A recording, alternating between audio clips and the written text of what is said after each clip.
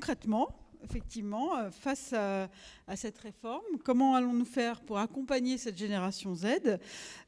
Donc, pour mémoire, donc, nos lycéens qui vont rentrer en seconde, c'est la génération qui est née en même temps que Skype. Ils étaient en crèche lorsque YouTube est apparu. Ils sont entrés en maternelle avec Facebook et Twitter, puis l'iPhone. Ils sont entrés au CP avec l'iPad et Instagram. Ils ont vu Facebook franchir le cap du milliard de comptes en CM.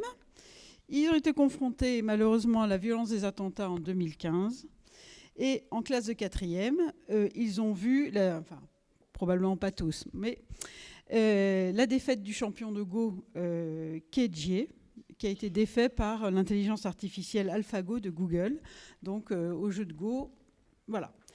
Donc, pour évoquer le passage de la génération Z dans la merveilleuse réforme des lycées que nous avons actuellement, je vais appeler sur scène 3 professeurs et auteurs qui vont partager avec vous quelques pistes de réflexion pédagogique de leurs disciplines respectives. Donc j'excuse notre auteure d'histoire-géographie qui n'a pas pu être présente aujourd'hui parce qu'elle a été appelée au pied levé pour remplacer quelqu'un dans un jury de TPE. Donc voilà. Mais j'ai le plaisir d'accueillir donc Ève Grandin, professeure d'anglais, Claire Bellin-Bourgeois, qui est professeur de français, et Marc Jubot, qui est professeur de sciences de la vie et de la terre, et qui m'a fait remarquer que nous n'avions pas la parité, mais j'en suis désolée pour lui. Voilà. Donc, la première question que j'avais pour vous, Marc, c'est comment capitaliser sur les outils de cette génération Z, qui a donc de l'audace, qui est technophile, qui a de l'ouverture d'esprit, qui a l'envie de faire des choses, qui a de l'ambition, dans le contexte de cette réforme et donc de ces nouveaux programmes. Et comment tenir compte aussi de leurs points faibles, parce qu'on sait qu'ils sont parfois un peu impulsifs, un peu impatients, qu'ils ont tendance un petit peu à zapper. Donc, comment on amène tout ce petit monde à s'intéresser, par exemple, au SVT ? Bonjour à tous. Alors, c'est vrai qu'en SVT et en sciences en règle générale, on a un peu plus de chance, je dirais, enfin c'est mon sentiment, que les autres, parce que cette génération Z, ils sont très soucieux de l'environnement. Donc on travaille un peu sur du velours, nous. C'est évident que dès qu'on parle de santé, alors ils ont parfois une vision de la santé assez... par le biais des médias, donc c'est des fans de Grey's Anatomy, donc ils ont une vision du monde médical étonnante, mais ils sont vraiment attachés à ça. D'ailleurs, pour rebondir un peu sur ce que disait l'ami géologue, ils sont vraiment attachés à une vision très personnelle des choses, et ils sont dans le ressenti. Et on voit bien que forcément, en SVT, ça va nous aider. Alors, même si, pour le monde professionnel, ça va poser des problèmes. Donc, moi, j'enseigne en prépa veto, et on sait qu'en prépa veto, actuellement, notre principal problème, c'est les gens qui se destinent à faire veto parce qu'ils aiment les animaux. C'est pas tout à fait l'objectif du métier, parce que si aimer les animaux, c'est au bout du compte passer plus de la moitié de son temps à castrer et euthanasier, c'est une vision très personnelle de l'amour. Mais donc voilà, c'est quand même un vrai problème. Donc ils sont sur l'affect très souvent et pas forcément sur une analyse des choses. Donc ça, c'est le premier point. Donc évidemment, c'est un avantage parce qu'ils aiment cette matière. C'est une matière où on peut débattre. Il y a des sujets de société sur le réchauffement climatique. Donc c'est un premier abord facilitant. En revanche, il y a quelques points délicats, et parmi les points délicats, c'est que comme justement ils sont sur l'affect, ils sont assez peu sur l'analytique. Et donc quand on commence à leur poser une question ou un problème scientifique, ils ont tendance à donner une réponse qui est une réponse affective et pas une réponse analysée. Et donc ça fait partie des choses sur lesquelles on va devoir travailler avec eux. Il va falloir les prendre par la main pour qu'ils commencent à avoir cette démarche analytique avant cette démarche affective.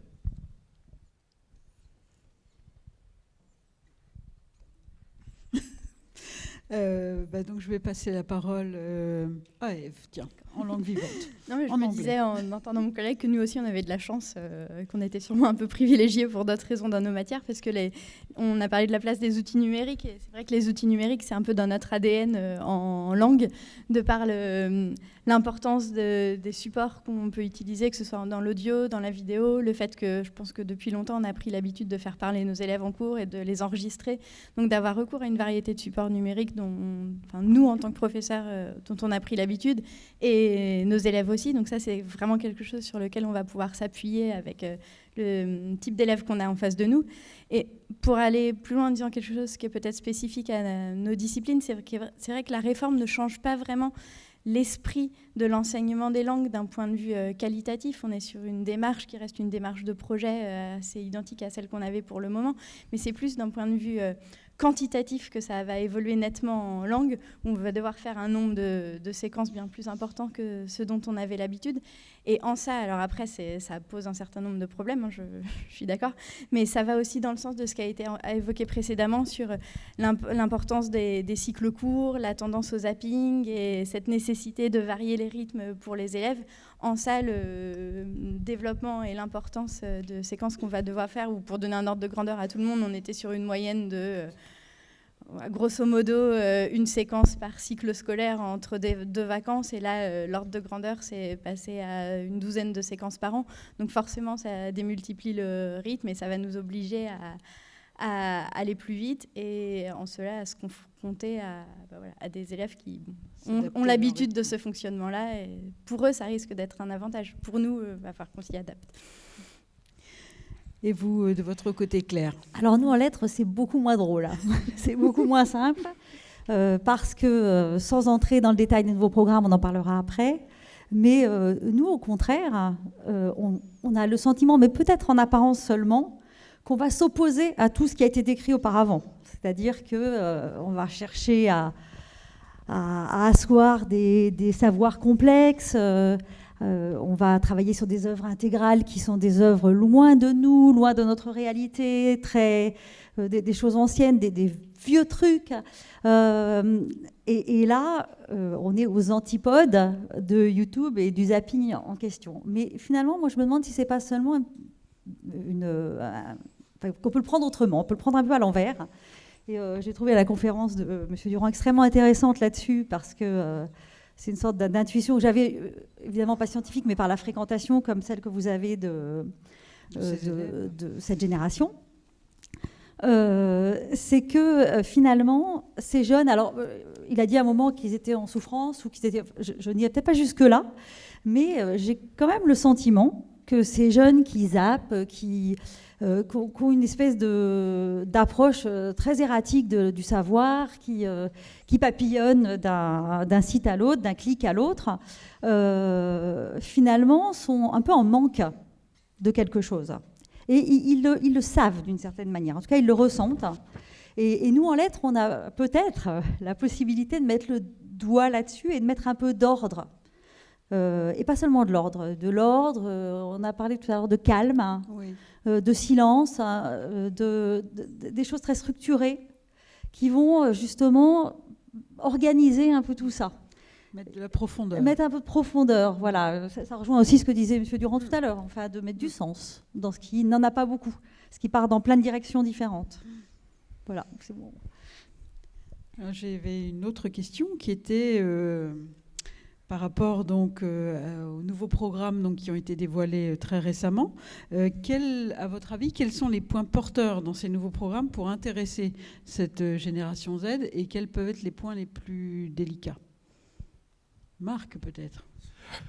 Alors, en SVT, en sciences en général, les concepteurs du programme ont vraiment eu le souci d'ancrer le programme dans le réel, avec en particulier en SVT, on a le problème de quitter un peu le tronc commun, et donc on reste en enseignement scientifique, mais une partie va être enseignée différemment.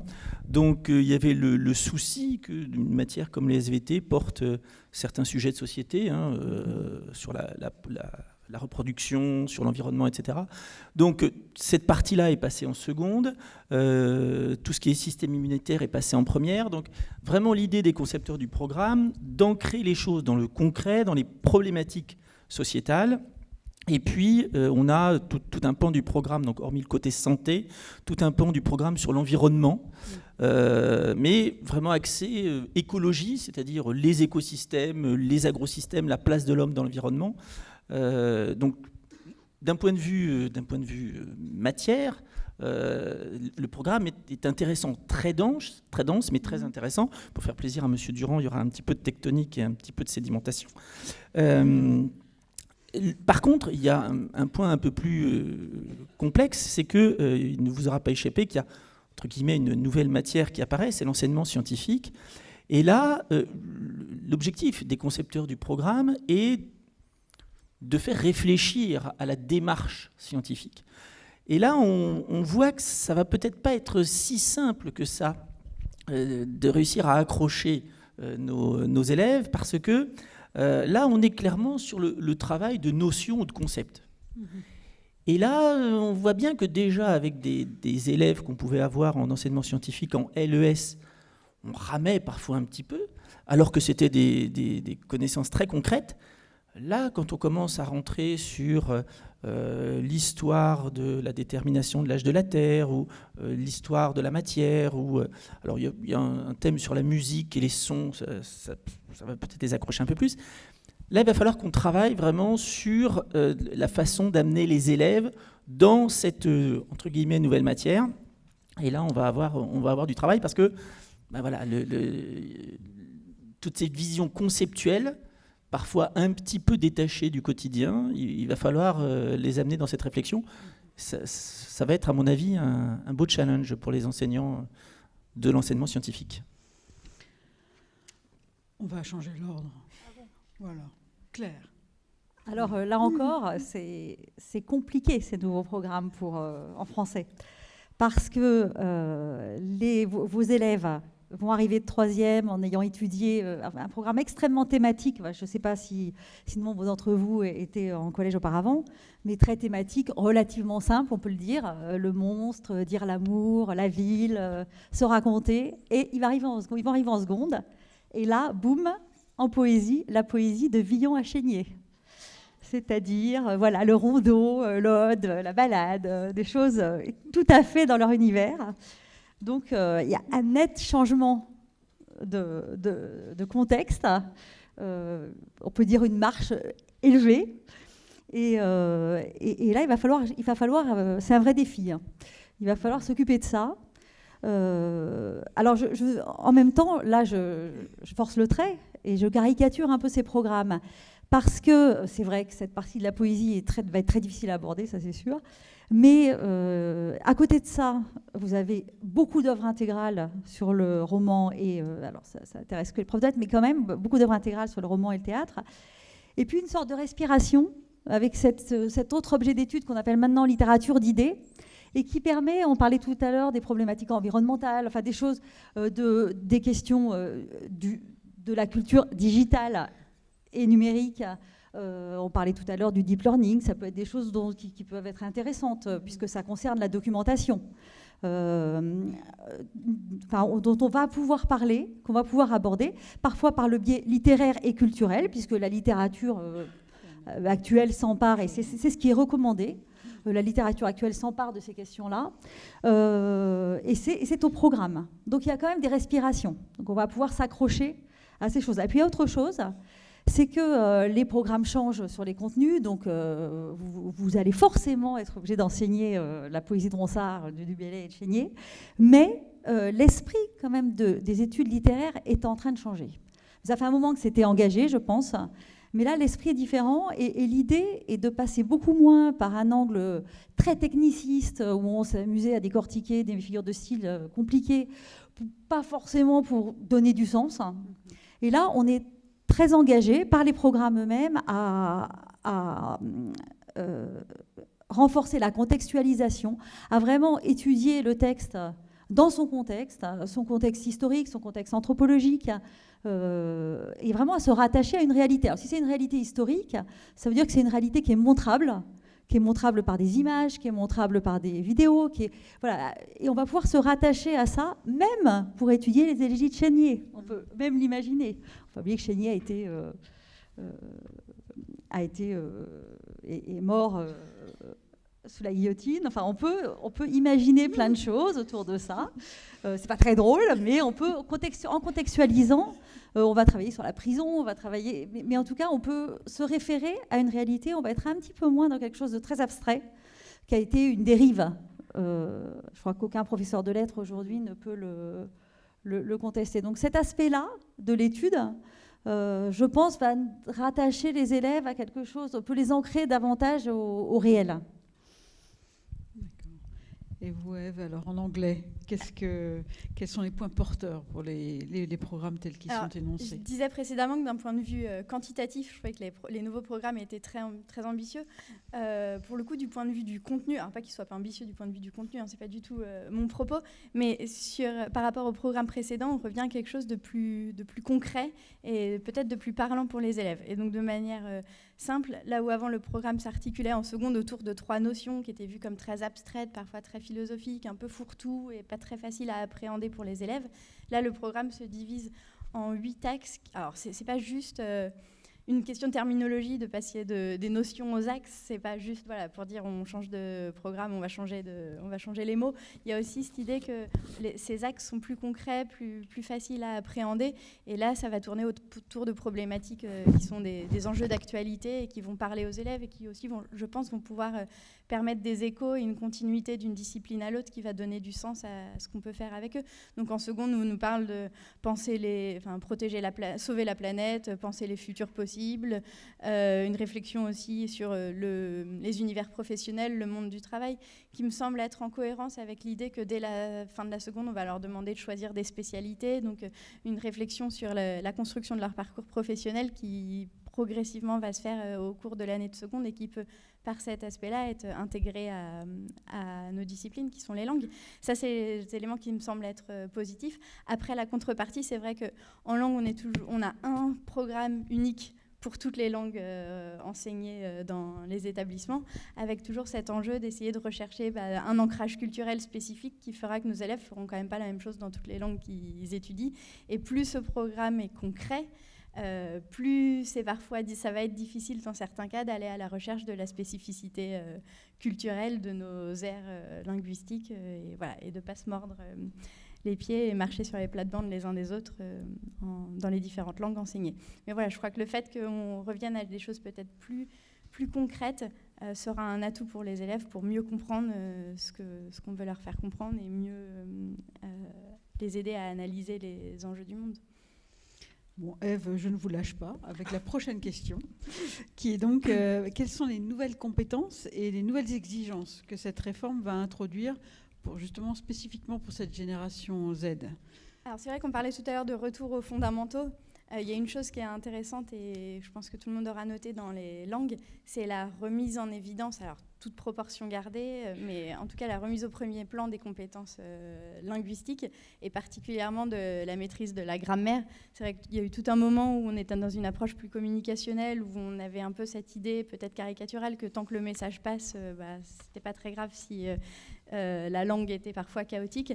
Là maintenant, ça apparaît clairement dans les programmes qu'on va être plus vigilant sur ce point-là, on va être plus vigilant aussi sur l'orthographe, particulièrement en anglais, c'est quelque chose qui pose problème et qui pose peut-être moins problème dans d'autres langues, ce lien entre ce qu'on dit et la façon dont ça s'écrit. Et voilà, donc il ne s'agit pas de dire qu'on revient à l'enseignement des langues tel qu'on le faisait il y a des décennies en arrière, où c'est la grammaire qui préexiste à tout le reste, mais en tout cas l'idée c'est de faire réapparaître cette dimension-là et ce qui va dans le sens du retour aux fondamentaux qu'on a évoqué précédemment. Ça, c'est la première chose. Et puis, voilà, l'importance de l'oral, de toute façon. Je crois que vous aviez souligné, lorsqu'on avait préparé la table ronde, l'importance de la médiation. Oui, l'importance de la médiation aussi, j'allais y venir. C'est vrai que cette nouvelle compétence apparaît dans les programmes. Ce n'est pas quelque chose qu'on développait précédemment. Et dans la démarche du lien avec les outils numériques où les élèves sont noyés par les informations, se développe cette compétence qui va amener les élèves à trier l'information, la synthétiser, être capable de faire des comptes rendus, rapporter des choses qu'ils ont lues à des camarades, et ce qui va aussi dans le sens du travail de groupe et de l'importance de la coopération qui était évoquée dans la conférence précédente.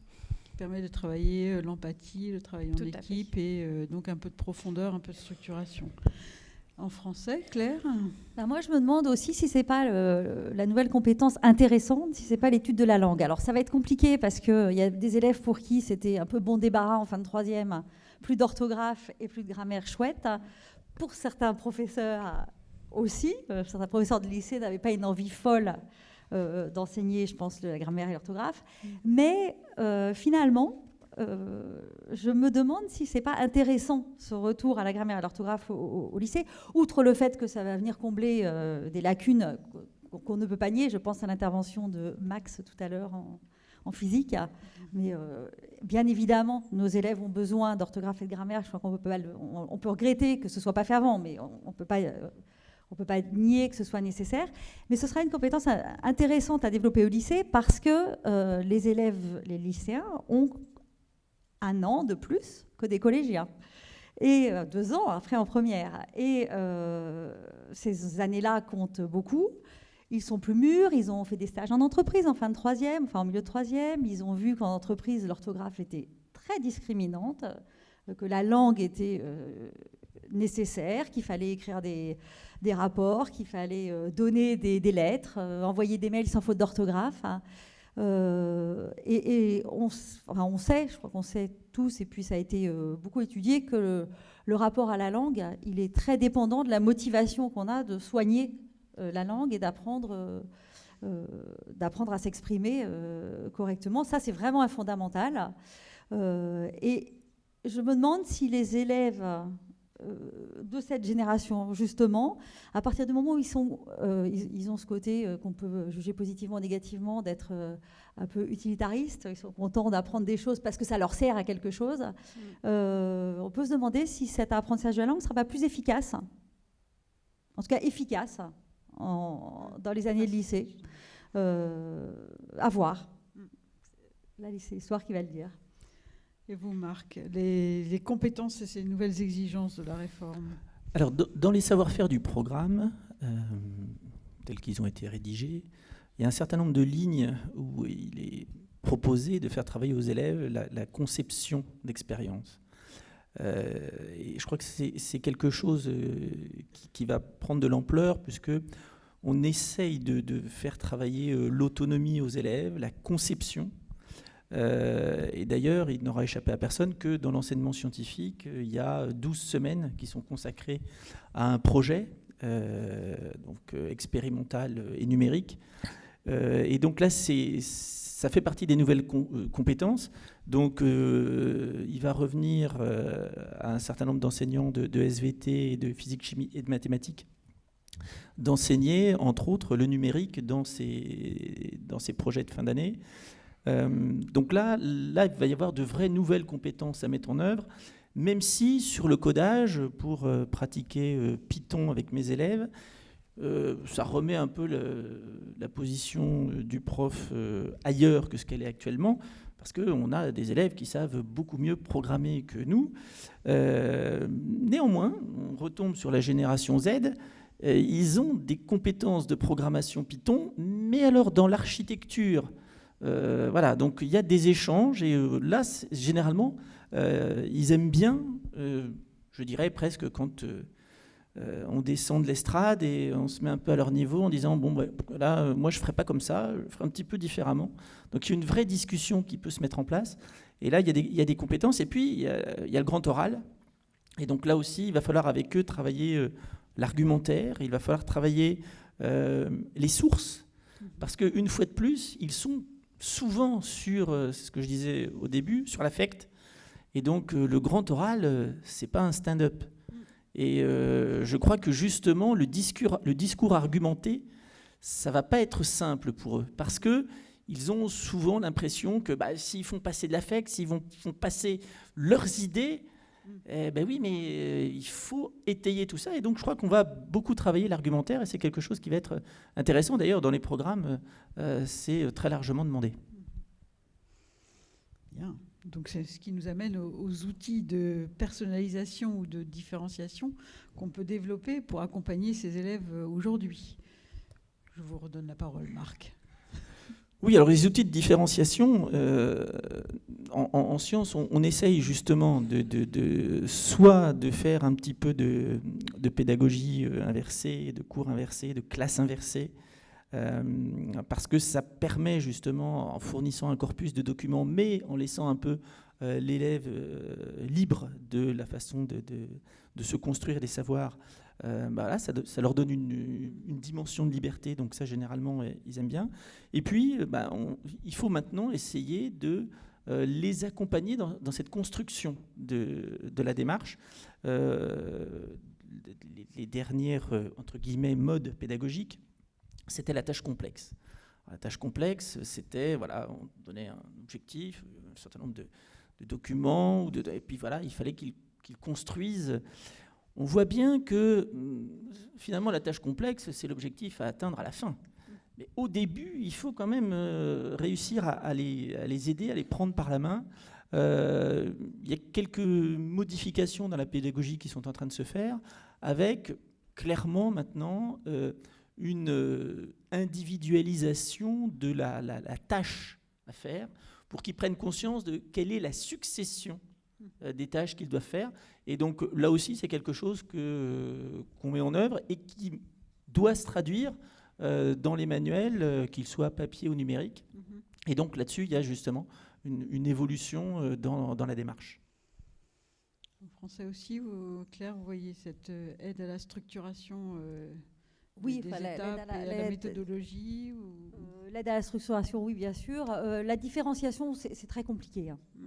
Moi, j'avoue que toute ma carrière, j'ai essayé de différencier avec assez peu de succès. Donc, je suis assez modeste là-dessus.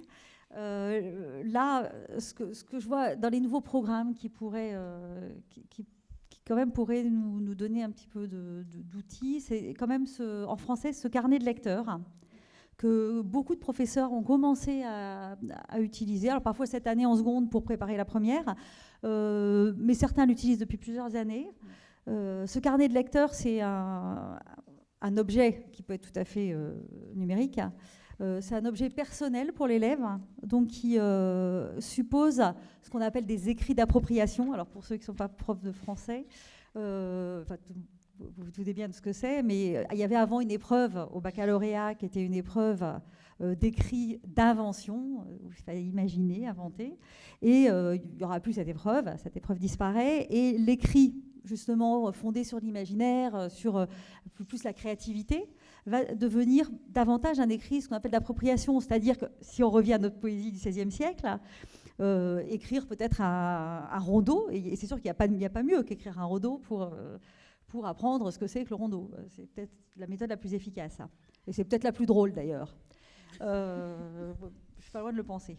Et donc avec ce carnet de lecteurs, qui est quelque chose de personnel, où on aura son rondeau, peut-être à côté d'un rondeau de Marot, allez, et puis où on pourra consigner, enfin l'élève sera invité en tout cas à consigner ses expériences de lecteur, ses expériences aussi de spectateur, d'un film, d'une pièce de théâtre.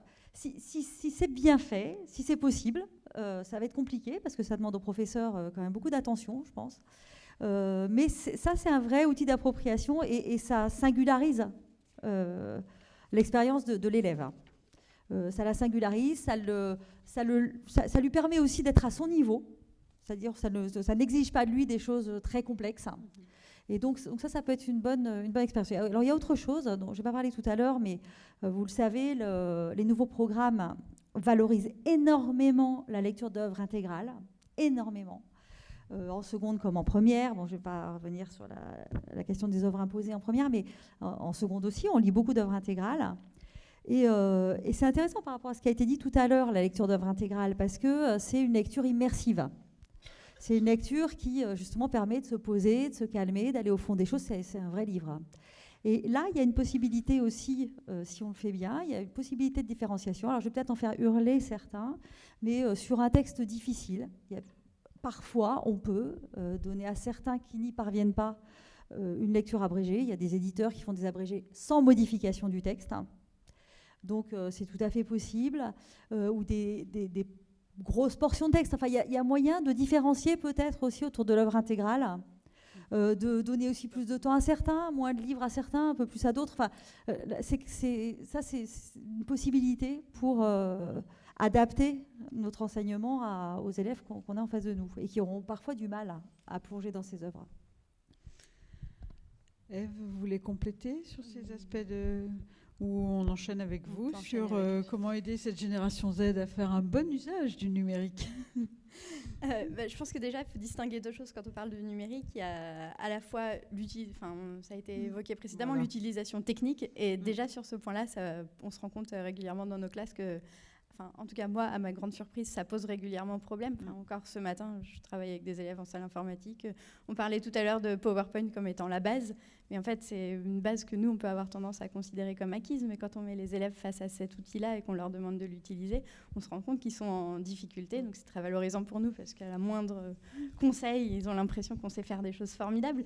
Mais voilà, ils ont beaucoup à apprendre dans le maniement de cet outil-là et de tous les autres qui vont avec. Donc ça, c'est la première chose. Et je crois que la réponse à ça, c'est forcément de le faire manipuler au maximum, que ce soit dans le temps en classe, dans le temps hors classe, et puis dans des projets transversaux. Et la question corollaire, une fois qu'on maîtrise la technique, c'est l'usage qu'on en fait, comment on l'utilise.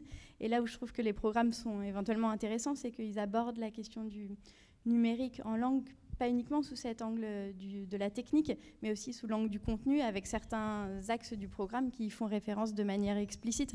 On nous parle en seconde de citoyenneté et monde virtuel. C'est un axe du programme qui questionne l'utilisation du numérique en cours. Et ça croise aussi des choses qui sont tout à fait transversales, comme l'éducation aux médias, la question sur la vérification des sources, voilà. Toutes ces problématiques-là qui me semblent essentielles pour les élèves. Et vous, Marc, l'usage, les usages, le mésusage, les bons usages du numérique? Alors, nous, c'est vrai qu'en sciences, ils ont tendance à aller chercher de l'information essentiellement, qui n'est pas toujours la bonne, ou alors avec assez peu de diversité. Donc, Wikipédia, là-dessus, quand on lit les rapports de TPE ou de TIPE, il n'y a plus un livre papier, il n'y a que des références Wikipédia. Donc, la pluralité est assez limitée. Et il y a un autre point, mais je pense ça va être intéressant justement en enseignement scientifique, c'est dans ce fameux projet l'acquisition de données. Parce qu'ils n'ont une utilisation du numérique que dans la consultation de bases de données. Donc là, l'acquisition de données, mais de données très très simples, une simple mesure de température, enregistrement de secousses sismiques, ça se fait très très bien. Et je crois que là, ça va leur permettre de se poser un certain nombre de questions sur ce qu'ils font avec ces données numériques. Pendant plusieurs décennies, en sciences, on a utilisé les systèmes EXAO, donc expérimentation assistée par ordinateur. On a appris aux élèves que c'était des trucs formidables. On branchait le machin, on enregistrait un truc, ça traçait la courbe. Mais on a quand même un peu oublié que nous, qui étions la génération précédente, on avait une petite idée de ce que faisait la machine. Et finalement, les élèves, maintenant, ils voient la courbe. Donc, à quoi ça sert de faire tout ça? Puisque de toute façon, il suffit d'aller chercher la courbe. Donc il y a derrière toute la problématique de l'acquisition de données. Et ça fait partie des utilisations du numérique qui vont, à mon avis, être intéressantes en sciences. Questionner le statut de la donnée. Oui, ce qui est bien, ce dont on peut se féliciter quand même, c'est dans toutes les interventions, à tout moment, c'est que le conflit entre le numérique et le papier est un peu enterré. On ne se pose plus cette question-là, ou plus dans ces termes-là. Nous, en français, l'usage numérique, c'est important, parce que comme on a un programme qui est très patrimonial, c'est vrai, mais aussi très histoire littéraire, très ancré, très contextualisé. On va pouvoir faire un bon usage du numérique dans le domaine de la recherche documentaire. Et je crois que ça ne peut être qu'un enrichissement, c'est-à-dire qu'on va partir évidemment de textes, mais à partir de ces textes, on peut les enrichir en faisant de la recherche documentaire. Et puis si on le fait souvent et suffisamment, on peut aussi, on va entraîner nos élèves à le faire et justement à pas aller simplement sur un site et essayer d'aller trouver ailleurs des documents. Donc ça c'est la première chose. Ensuite, chez nous, l'objet d'études littérature d'idées, comme je disais tout à l'heure, nous invite donc à travailler sur la presse, à travailler sur les médias numériques, sur l'évolution très contemporaine de la communication, sur les réseaux sociaux aussi, et ce qui n'est pas du luxe. Et ce que je disais tout à l'heure, c'est qu'on peut travailler là-dessus par un biais culturel, à travers l'histoire. On peut aussi réfléchir en des termes plus, pas philosophiques, mais en tout cas de réflexion, d'actualité. Et puis, je ne sais pas si vous l'avez vu, mais en première technologique, il y aura un nouveau sujet au baccalauréat qui sera l'essai. Donc, qui peut engager aussi à une réflexion sur ces questions-là. Je peux juste rajouter quelque chose ? Oui, bien sûr. Non, c'est juste en langue, on a souvent cette articulation entre compréhension et expression, et je trouve que là, on a beaucoup évoqué les outils numériques en tant que support de compréhension pour aller chercher des ressources. Et en langue, on peut aussi utiliser les outils numériques comme support d'expression. Et là aussi, je trouve qu'on a un travail à faire quand tout ce qui est autour de, ne serait-ce que l'écriture d'un email, dans un rapport très binaire avec un professeur, mais aussi dans des projets interlangues avec des établissements à l'étranger ou du twinning, des choses comme ça. Et là aussi, il y a tout un travail à faire qui est intéressant sur les codes quand on s'exprime de cette manière-là, les registres de langue, et qui peut être un prolongement intéressant à la réflexion sur les outils numériques. Et puis en science, on va refaire un petit peu, entre guillemets, de techno, parce que les capteurs dont je parlais pour faire les projets numériques, il va falloir les construire. Donc ça va devenir maintenant très très concret. Et pour revenir sur un point développé tout à l'heure, moi je ne suis pas tout à fait d'accord sur les cours magistraux n'intéressent plus les élèves. Parce que alors moi je suis quand même assez abasourdi de notre utilisation de YouTube et d'un certain nombre de sites, type Les Bons Profs, que vous devez connaître, où là les élèves sont scotchés devant quelqu'un qui raconte un truc assis derrière une table, quasiment. Et donc... il y a quand même là aussi quelque chose. Oui, c'est très court, mais c'est quand même aussi très intéressant de voir que nos élèves peuvent être intéressés par quelque chose qu'on leur raconte. Et d'ailleurs, dans le programme, et en particulier dans le programme d'enseignement scientifique, c'est un peu ce qui est dit, c'est-à-dire il faut raconter la science. Et donc là, alors il va falloir le raconter en très très court, mais voilà, il y a quand même là quelque chose d'une utilisation du numérique qu'il faut peut-être repenser, parce qu'en effet, l'intérêt du numérique, c'est qu'on peut faire des choses très très courtes. Et comme ils zappent... Oui, j'ai oublié aussi quelque chose qui va exactement dans le même sens. Je crois qu'il y a quelque chose avec lequel il faut renouer aussi, et les programmes nous y invitent, c'est l'oral. Et c'est en particulier une oralisation des textes et une lecture audio des textes. C'est-à-dire que nos élèves de cette génération... entendront les textes très différemment s'ils les perçoivent par l'oreille, si on leur met entre les deux oreilles, et s'ils les lisent simplement. Alors c'est sûr que vous, dans vos classes, évidemment, vous faites la lecture du texte auparavant, mais le numérique permet une écoute plurielle, répétée, permet aussi de travailler sur l'oralisation, de travailler sur d'apprendre par cœur un texte, de se l'enregistrer, de le passer à quelqu'un d'autre. Enfin, on peut imaginer beaucoup d'activités qui sont très facilement mises en œuvre et qui sont très efficaces pour l'appropriation des textes et pour une appropriation réelle, c'est-à-dire quelque chose d'un peu plus intime et un peu plus personnel. Pour aller dans votre sens, effectivement, auparavant, les livres audio étaient réservés plutôt aux personnes qui étaient empêchées de lire, etc. Et on constate qu'il y a de plus en plus de livres audio qui sont achetés par la tranche des 25-35 ans. Donc, c'est une pratique de lecture. Entendre un livre dit par un comédien qui monte énormément dans la génération des millénials. Ne croyez pas, nos élèves écoutent les textes quand ils trouvent la version audio, écoutent les textes. J'ai même une petite anecdote. Un jour, j'ai trouvé ma fille qui avait un livre qui l'enquiquinait à lire. Et elle avait mis le livre audio vitesse double et elle tournait les pages comme ça. Voilà. Je ne sais pas ce qu'elle en a retenu. Mais... c'est une génération donc très débrouillarde. Très débrouillarde.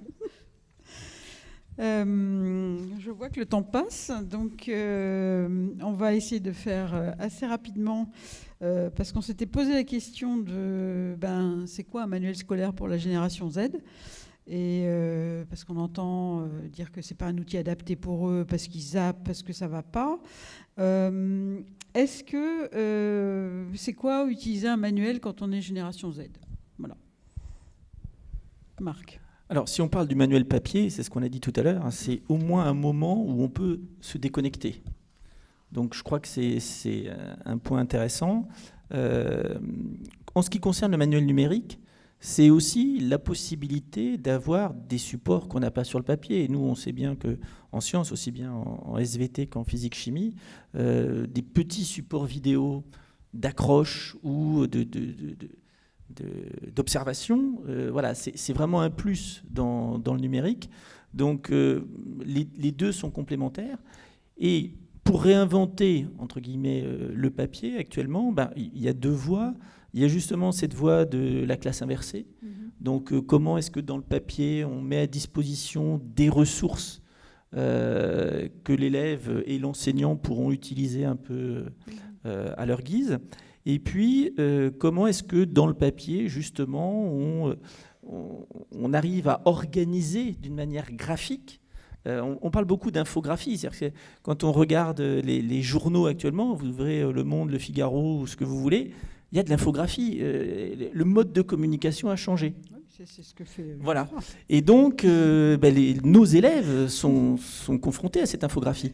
Et donc, je crois que le renouveau du livre papier, c'est l'infographie, et ça fait partie des choses qu'on a insérées à la fois en SVT et en physique-chimie, parce que c'est une autre façon de présenter la donnée, qui est en partie interprétée, ce n'est pas de la donnée brute, mais c'est de la donnée qui est quand même facilement accessible. Et donc là aussi, c'est une façon de réinventer et le papier et le numérique. Et vous, Claire? Moi, je trouve que le livre, vous parliez de livre enfermant, mais moi, je trouve que le livre, c'est rassurant. C'est rassurant, ça se lit de gauche à droite. Ça ne se lit pas forcément d'une traite. Un manuel, évidemment, on ne le lit pas comme ça. Parfois un chapitre, mais même pas nécessairement. Mais il y a quand même quelque chose de progressif. Une ouverture de chapitre, une fin de chapitre, une synthèse, des choses à apprendre. Et puis aussi, donc je pense qu'il a toute sa place avec le numérique autour, derrière, après, avant. L'autre chose, c'est que la classe, je trouve qu'on a tendance à l'oublier, c'est quand même une aventure collective. On ne donne pas des cours particuliers. Et l'apprentissage tout seul sur du numérique, qu'on se construirait soi-même dans une espèce d'hypothèse où on saurait construire son savoir, ce qui n'est pas gagné, c'est quand même quelque chose de très individualiste. C'est-à-dire que chacun ne peut construire son savoir que tout seul dans son coin, alors que ce qu'il y a de beau dans la classe, enfin je crois que tous les professeurs aiment ça, c'est ce caractère collectif. On travaille avec un outil commun. Et on est tous à la page 37 et on avance comme ça.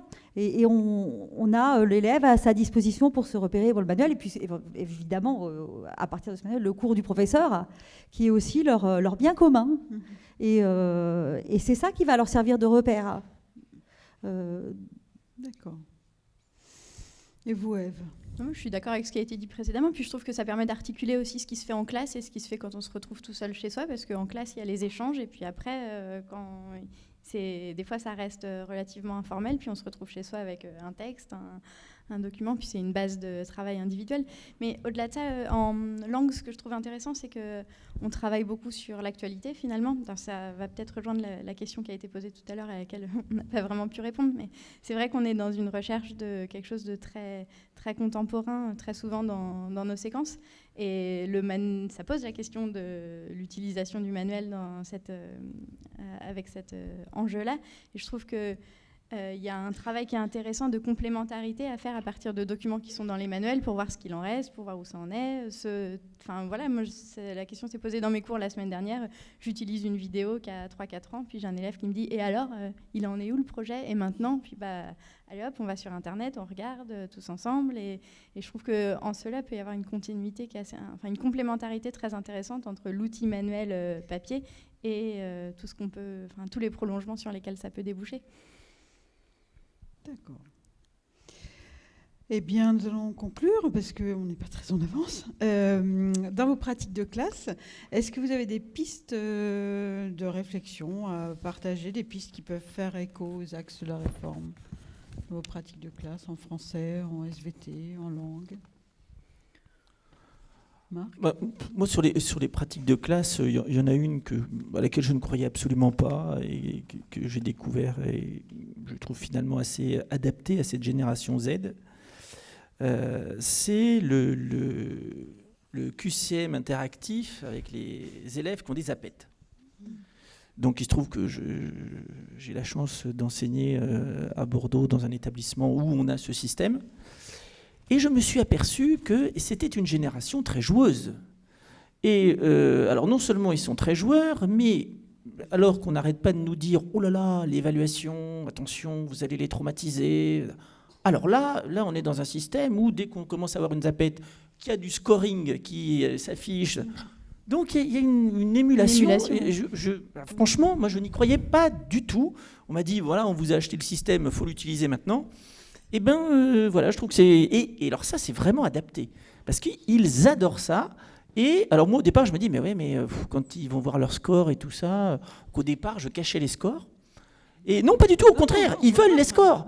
Et il y a un vrai levier là, c'est que, évidemment, on peut poser des questions hyper faciles, donc, ou des fois des questions complètement stupides, mais des fois, c'est pas les mêmes qui répondent bien. Et donc, il y a un moyen de créer à la fois, parce qu'on peut, des fois je fais répondre par groupe, en équipe, de créer des émulations qui sont... Alors j'ai parfois l'impression d'être un animateur du Club Med, mais il y a vraiment quelque chose là d'intéressant, et ils jouent le jeu. Et ils accrochent là-dessus, et c'est vraiment très intéressant. Et c'est vraiment une chose à laquelle moi au départ je ne croyais pas du tout, et manifestement ça marche. Et puis on parlait du travail d'équipe et ce genre d'activité va vraiment dans ce sens-là. Enfin, moi, c'est quelque chose que je fais souvent en cours aussi. Et effectivement, c'est accrocheur. Après, ça a ses limites aussi. C'est vrai qu'en termes de développement de la production, c'est très limité. On est sur du test de connaissances très précis, très ciblé. Mais ça peut permettre d'être une première étape pour permettre aux élèves d'accrocher à une nouvelle thématique, de rentrer dans une nouvelle activité. C'est tout à fait porteur comme type de mise en œuvre. C'est pas forcément que des connaissances, parce que par exemple en sciences, on peut décrire une manip, et puis on dit qu'est-ce qui va se passer, quel va être le résultat. Oui, l'émission. Alors là, voilà, là, des fois, il y a des trucs amusants. On a plus de mal à faire ça en lettres, mais sur le rondeau, ça va être super. Sur le rondeau, ça va bien. Je pense que ça va être bien. Cela étant, c'est quel rondeau, mais cela étant, si on considère que le français est une matière comme les autres, ça serait bien qu'on considère ça, que c'est une matière comme les autres qui s'apprend, que ça n'est pas intuitif, inné, génétique, enfin que sais-je.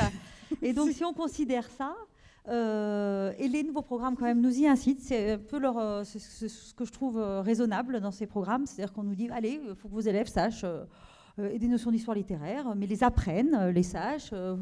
On sent bien qu'on est encouragé à faire réapprendre des textes un peu par cœur aux élèves, c'est pas mal ça. Leur fournir cette dernière occasion, c'est la fin là, seconde, première, c'est terminé après, de fabriquer une culture littéraire. Donc si on considère ça, eh ben on peut imaginer qu'avec les outils, avec les outils numériques justement, on peut faire des quiz.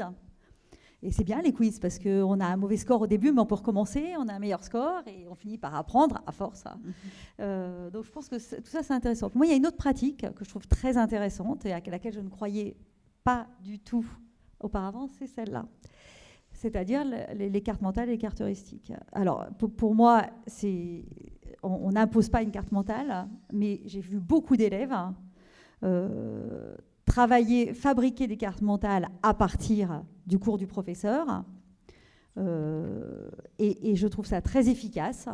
J'ai l'impression qu'il y a une espèce de compétence qui est née et que nous ne maîtrisons pas forcément, mais qui produit des résultats intéressants.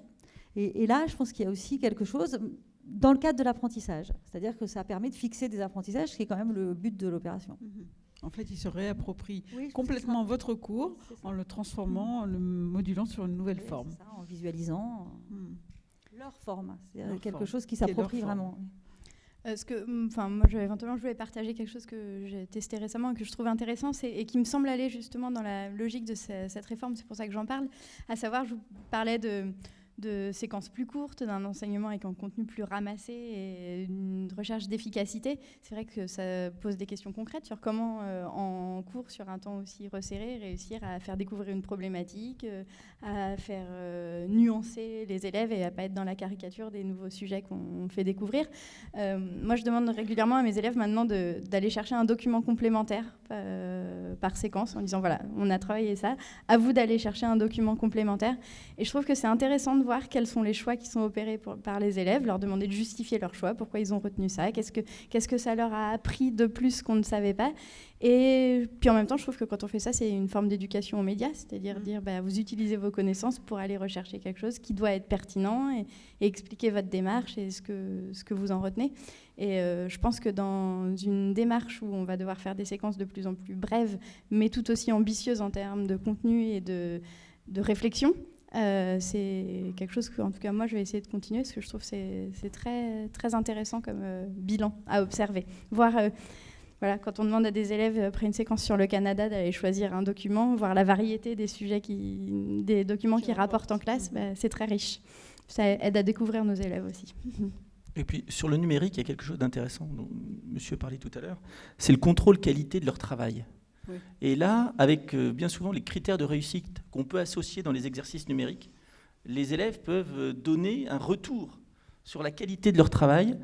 Et là, on est là aussi. Donc, c'est faisable évidemment sans numérique, mais c'est beaucoup plus facilement faisable avec du numérique.